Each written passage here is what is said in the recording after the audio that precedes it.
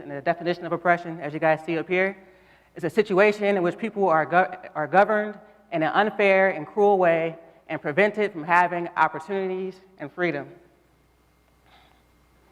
Iris Marion Young, she came up with the 5 faces of oppression. So basically, when oppression is happening, one of these 5 things are happening in a community, or to you. Violence, marginalization, exploitation, cultural imperialism, and powerlessness. So I want to start with violence. This one is a hard one for me, and I want to apologize to the TEDx team here because I was late with everything. They asked me for the script last week. I just got it to them last night. I was even late coming today.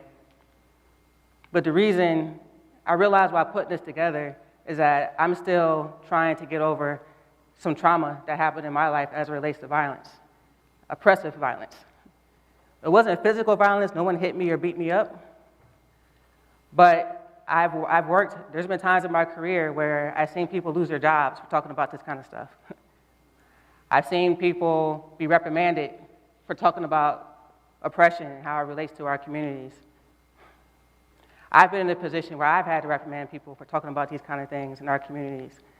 And all of these things were very, very traumatic for me, to the point where when I was trying to put this presentation together, I could barely think. I had like this block in my mind because I'm still trying to get through it. I'm still trying to get past it, to the point where I couldn't even get my information here on time. But I made it anyway, and the reason why I came and I wanted to talk about this is because it's important. And we can't allow ourselves to be silenced because of the things that's happened to us and our community and our ancestors. We must speak up. Because if I didn't come today and I would allow the fear of any type of backlash I would get from this talk, then things will never change, right? What's it going to take for you guys to be okay tonight and to stop this chaos? It ain't me. It's not me. I'm going to let y'all know that now. It's not us guys neither. And I'm glad that y'all said that. It's not us. It's the police. This the madness that they spark up. This is what they encourage. This is what they provoke. This is what you get out of you taking a loved one from someone. This is what you get. You get a lot of people that's hurt, and they can't vent the right way. They can no longer depend on the police to be here to protect us like they say they gonna do.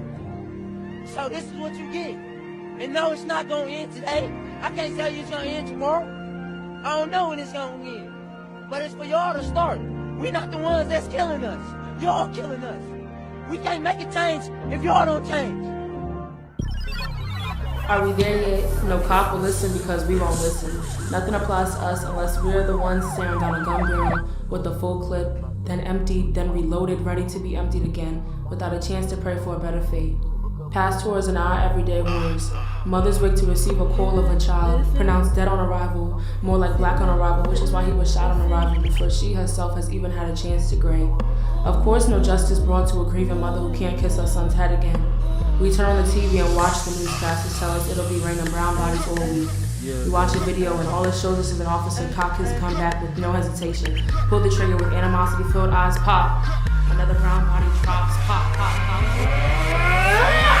Hey, 400 years, so many chains, this really mess with my brain. White hoodies, bloody and stained, throw me the rope like so many brothers been hanged. Now I got hate, that's why I ball up my fist and I'm scratching my face. Try me get punched in your face, try me not turn on change, try me not turn on change. Are we there yet?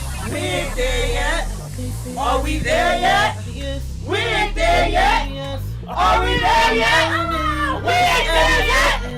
Are we there yet? If you're black and you're proud, stand up, stand up, stand up, stand up.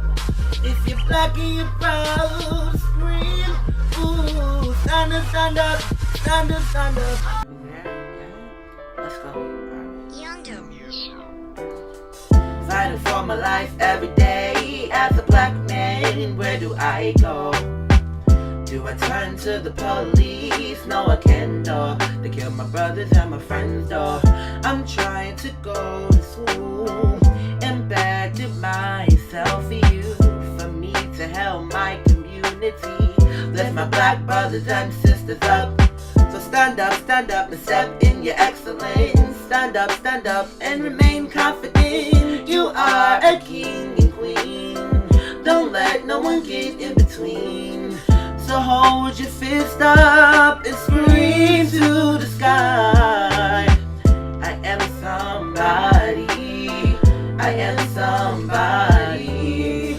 Are we there yet? Are we there yet? Are we there yet? Are we there yet? I think so. Are we there yet? Are we there yet? Are we there yet? Are we there yet? I think so. Are we there yet? Are we there yet? Are we there yet? Are we there yet? I think so. Are we there yet? Are we there yet? Are we there yet? Are we there yet? I think so.